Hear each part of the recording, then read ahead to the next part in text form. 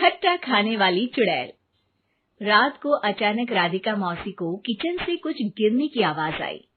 उन्होंने बाहर निकल के देखा तो किचन में उन्हें कोई सफेद साड़ी में दिखा। वो चीख पड़ी, हे भगवान, आलतू जलाल तू आई बला को टाल तू, आलतू जलाल तू आई बला को टाल तू। राधिका मौसी को चीखते सुनकर श्रवण बाहर आता है भागते हुए। अरे माँ, क्या हुआ? क्या देख लिया? दादी माँ आ गई क्या सपने में? अरे बेटा, रसोड़े में देख तो कौन है?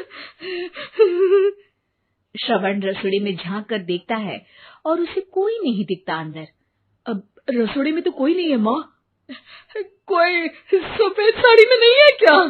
नहीं माँ, कोई भी नहीं है। चिल्लम चिल्ली की आवाज सुनकर काजल भी वहां आ जाती है। अब क्या हो गया माँ जी? अरे बेटा, रसोड़े में एक चुड़ैल थी सफेद साड़ी में। अरे क्या कर रही थी वो अंदर? अरे बताया नहीं, कल आएगी ना तो पूछ लूंगी। चुड़ैल जी, आपका क्या प्लान है?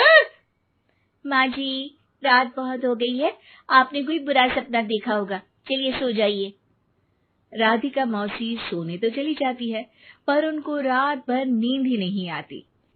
वो कुछ भी उलझुल बातें सोचने लगती है।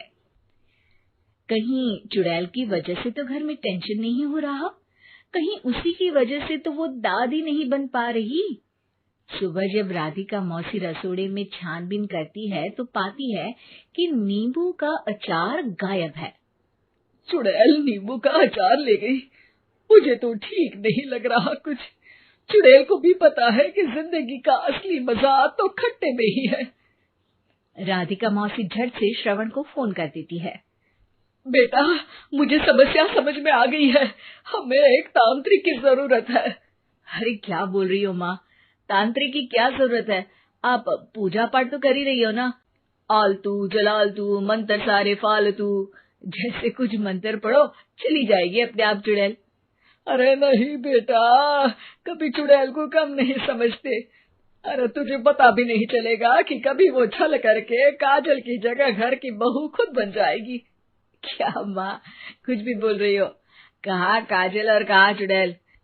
वैसे एक बात बताओ, काजल को अगर गाने के लिए बोल देना तो चुड़ैल काजल की आवाज सुनकर घर तो क्या धरती लोग छोड़कर चली जाएगी। तुम ना पढ़े लिखे बच्चे हर चीज को मजाक समझते हो। तुम रहने दो, मैं खुद ही तांत्रिक को बुला लेती हूँ। अच्छा सुन, शाम को इमली लेके आना। क्या है कि चटनी खाए बहुत दिन हो गए है ना? नहीं माँ, इमली तांत्रिक से ही मंगवा लो ना, आटा वगैरह भी उसी से पिसवा लेना। देखो मुझे काम करना है। श्रवण रात को कई तरह की सब्जियों के साथ माँ के कहने पे चटनी के लिए इमली भी ले आया था, लेकिन राधिका मौसी के दिमाग में अलग ही फिल्म चल रही थी। उन्हें अब सिर्फ शक ही नहीं यकीन होने लगा था कि शायद चुड़ैल ने श्रवण पर अपना जाल बिछा दिया था, जिस वजह से श्रवण उनकी बात ही नहीं मान रहा था। पर कोई नहीं, आने वाली रात में राधिका मौसी खुद तैयार हो गई चुड़ैल को पकड़ने के लिए।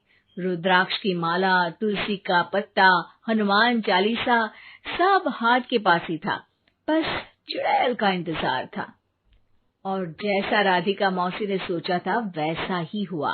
वो चुड़ैल उस रात भी आई, पर वो राधिका मौसी से तेज निकली और राधिका मौसी। उम्मीद है कि आपको हमारी ये कहानी पसंद आई होगी।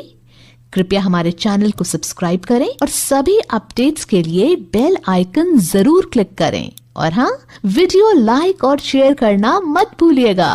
Bye bye.